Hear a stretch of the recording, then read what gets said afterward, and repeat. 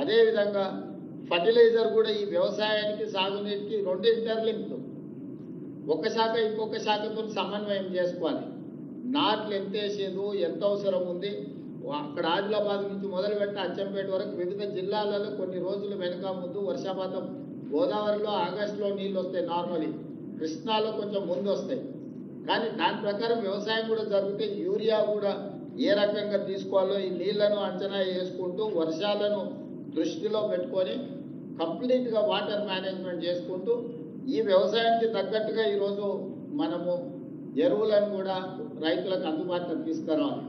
చాలా వరకు మన దగ్గర స్టాక్ ఉంది, బఫర్ స్టాక్ ఉంది. మన ఫ్యూచర్ రిక్వైర్మెంట్ ఆగస్టు మంత్కి స్టాక్ లేకపోతే కేంద్రం నుంచి తెచ్చుకుంటాం. కానీ ఇవాళ టీవీలలో పేపర్లలో చాలామంది క్యూలో నిలబడ్డట్టుగా ఫోటోలు వీడియోలు పెడుతున్నారు. ప్రజలని ఎరువులు దొరకడం లేదని ఒక ఆర్టిఫిషియల్ షార్టేజ్ క్రియేట్ చేసి లేదా ప్రజల్ని సోషల్ మీడియాలో భయపెట్టి ఎరువులు అయిపోతున్నాయి, ఎరువులు దొరకడం లేదని జనాలు ముందస్తుగానే షాప్ 10 గంటలకు వెళ్తే 7 గంటలకి వచ్చి జనాలు నిల్చునే పరిస్థితి కల్పిస్తున్నారు. లేకపోతే చెప్పులు పెడుతున్నారు, అవి తీసుకొచ్చి సోషల్ మీడియాలో పెడుతున్నారు. అందుకనే కలెక్టర్లకు ఏం చెప్తున్నా అంటే మీ దగ్గర ఎన్ని షాపులు ఉన్నాయి, వాళ్ళ దగ్గర స్టాక్ ఎంత ఉంది, ఆ రోజు ఎంత స్టాక్ వాళ్ళు ఇవ్వగలుగుతారు. బయట నోటీస్ బోర్డు పెట్టి క్లియర్గా డిస్ప్లేలో పెట్టండి.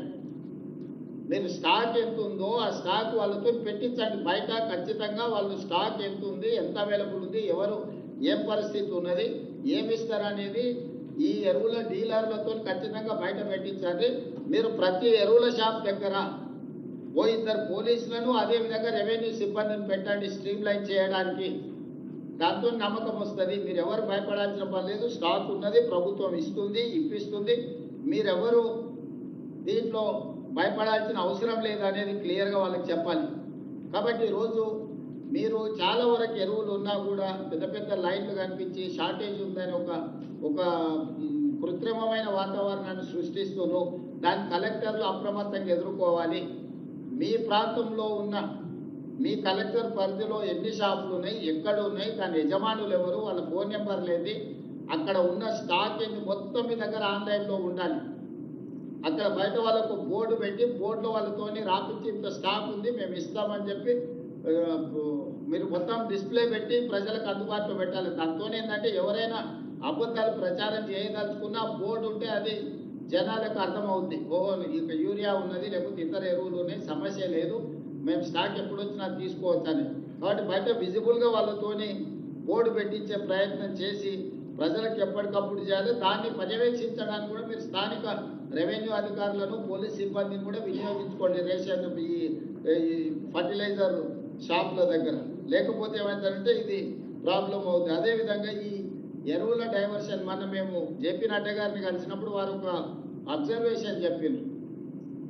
20-25% ఎరువులు వ్యవసాయం కాకుండా ఇతర కార్యక్రమాలకు డైవర్ట్ అవుతున్నాయి.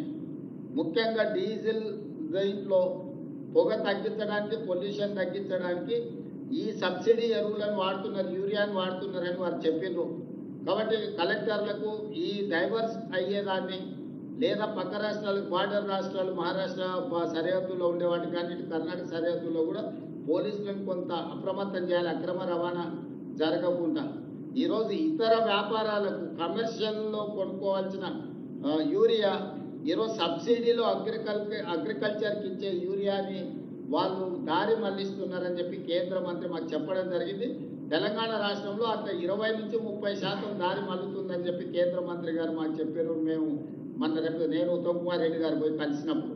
సో ఈ సందర్భంగా ఇప్పటివరకు నేను అది నోటీస్ చేయలేదు, అధికారులు కూడా నోటీస్ చేసినో లేదో నాకు తెలియదు. క్లియర్గా కేటగారికల్ ఇన్స్ట్రక్షన్స్ ఇస్తున్న కలెక్టర్లకి తక్షణమే వ్యవసాయాన్ని కాకుండా ఇతర వ్యాపార అవసరాలకు యూరియా ఎవరు దారి మళ్లించినా కఠినంగా వ్యవహరించండి, క్రిమినల్ కేసులు పెట్టండి.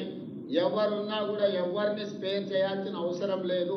రైతుల కంటే మనకి ఇంకెవ్వరూ ప్రాధాన్యత కాదు. రైతులకు నష్టం జరిగే పని, రైతులకు కష్టం జరిగే పని ఎవరు చేసినా కూడా వాళ్ళని ఉపేక్షించడానికి వీల్లేదు.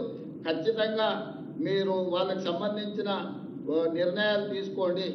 తర్వాత ఈ యూనిట్లపై అంటే ఈ యాడ్ బ్లూ అండ్ డిఈఎఫ్ తయారీ యూనిట్లపై కూడా కఠినమైన దీంట్లో ఒక నిఘా పెట్టి వీళ్ళ మీద కూడా చర్యలు తీసుకోవాలనేది కేంద్ర ప్రభుత్వం నుంచి మనకు ఆదేశాలు ఉన్నాయి.